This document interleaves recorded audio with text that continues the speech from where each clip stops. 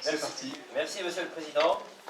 Mesdames et Messieurs les membres du jury, cher public, peut-on avoir le beurre et l'argent du beurre? Cette question, ainsi posée, concerne les différents rapports que nous entretenons tous dans nos sociétés actuelles. En d'autres termes, il est ici question de savoir si l'on peut obtenir absolument tout sans contrepartie. Et à première vue, vous auriez une forte tendance à donner raison à mon contradicteur. En effet, les expressions du type « tout se mérite »,« on n'a rien sans rien, on la peau dure ». Mais la société de consommation dans laquelle nous évoluons tous chaque jour est bercée de plus en plus par le souci de la maximisation de nos gains en fournissant de moins en moins de contreparties et d'efforts. Ainsi apparaît, à première vue normalement, un paradoxe d'ordre sociétal entre d'un côté la volonté de vouloir plus en donnant moins et de l'autre la valorisation de l'effort et du mérite que prône notre société. Or justement, il convient tout d'abord de distinguer la volonté qui nous anime tous de la possibilité. Et cette possibilité de détenir ces deux entités que sont le beurre et l'argent du beurre s'observe dans la vie quotidienne. En effet, mesdames et messieurs, à l'instar du « quand on veut, on peut », il nous est tout à fait possible de détenir ces deux aspects, que ce soit de bonne ou de mauvaise foi, la musique à pion. Pour cela, j'ai amené un modèle, un exemple type.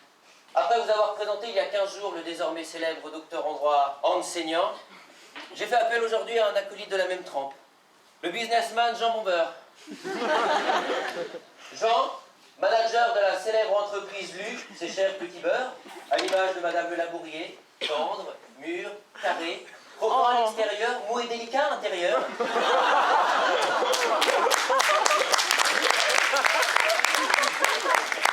Génère chaque année l'équivalent d'1 milliard d'euros de bénéfices. Preuve première s'il en est que l'on peut effectivement avoir le beurre et l'argent du beurre et parfois même le sourire de la crémière. On peut avoir aussi... On peut avoir aussi, excusez-moi, on peut avoir aussi le lard et le cochon, enfin bon, tout dépend effectivement du physique de la crémière. Jean Bombeur est une tranche de vie, un modèle, un exemple de réussite. Épicurien par nature, il a fondé sa réussite sociale et professionnelle sur l'idée de ne jamais en avoir assez, cherchant à avoir le beurre et l'argent du beurre quotidiennement, par tout moyen. Et premièrement, sur un plan purement financier, Jean est un homme aisé.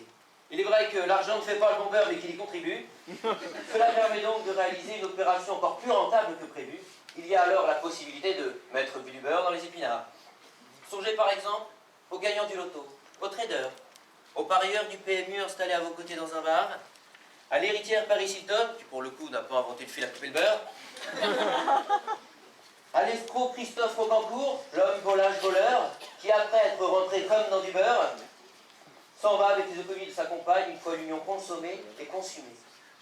Notons enfin également Evangélie et Nabila, qui ont réussi à mettre en scène intelligemment une sorte de naïveté, enfin disons-le clairement, une imbécilité, qui leur a réussi tant sur le plan médiatique que sur celui des affaires. Ainsi, en ne faisant rien, ils ont obtenu la richesse, l'abondance budgétaire, la célébrité pour certains, dans tous les cas une amélioration de leur existence, là où d'autres peinent à y arriver, malgré un effort intense. De plus, la technologie et son évolution constante vous rendent des services sans cesse plus développés, plus performants, afin de répondre à nos besoins sans cesse plus croissants. Prenons exemple avec le téléphone portable, objet commun par excellence de notre génération, donc pour les plus de 50 ans. Il est la population de divers appareils en un format réduit.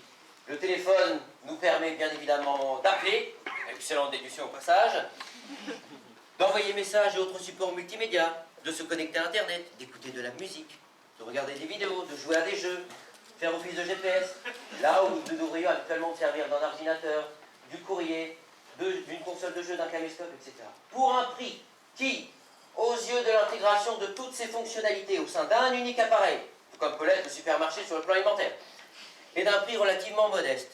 Mesdames et messieurs, par le biais d'un objet le plus anodin que peut être le téléphone portable, nous pouvons constater que nous pouvons effectivement avoir le beurre et l'argent du beurre. En réalité, nous l'avons chaque jour, et pour notre perception, cela compte pour du beurre. En effet, notre génération est habituée à négliger le fait de combler ses besoins. Puisque dès lors que nous satisfaisons un besoin, un autre se déclenche quasi automatiquement chez nous. Cette possibilité ne se trouve pas uniquement dans la technologie. Regardons l'aspect social, avec la multiplication d'amitiés éphémères et virtuelles, L'explosion des relations adultérines combinant passion, dépression, secret, dualité et sportivité. Les histoires d'un soir révélant une âme avide de conquête, d'expérience tout en conservant une relative indépendance. Les relations incestueuses également, au sein desquelles les collatéraux peuvent être ascendants, descendants, voire partenaires, partagés entre un amour sentimental et familial. Petite pensée pour Christine Boutin au passage.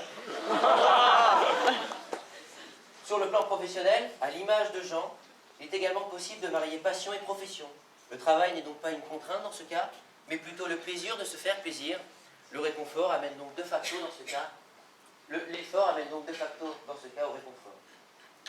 Le beurre et l'argent du beurre font aussi une notion de pouvoir, de conquête, dans laquelle la victoire ne peut être que totale, pas de demi-mesure. À l'instar notamment de Louis XIV ou Napoléon, ces hommes qui ont permis, donc avides de pouvoir, qui n'ont pas été satisfaits d'être à la tête d'un État, ont cherché à étendre leur domination, leur pouvoir, leur idéologie, afin de laisser une trace dans notre passé commun. Avoir le beurre et l'argent du beurre, mesdames et messieurs, c'est aussi des exemples au quotidien. C'est par exemple prendre le tramway sans ticket. C'est assister au cours de Pierre Fleury-Legros en ayant un one-man show. C'est monter les 3 étages de la bibliothèque universitaire tout en faisant du sport. C'est aller à la reprographie tout en apprenant la notion de patience. C'est aller chez un felou pour lui faire acheter la 2e offerte. C'est parfois même aller au Coyote Café pour une entrée acheter une consommation offerte. C'est également regarder les anges de la télé-réalité tout en apprenant une autre langue vivante. C'est regarder également L'amour est dans le pré et remonter dans le temps. Bref, mesdames et messieurs, le quotidien n'est que beurre et l'argent du beurre. Ainsi, le beurre et l'argent du beurre, la meilleure part de bonheur, fondant, recherché, adulé même, la possibilité de le détenir reste symbole de succès. Merci.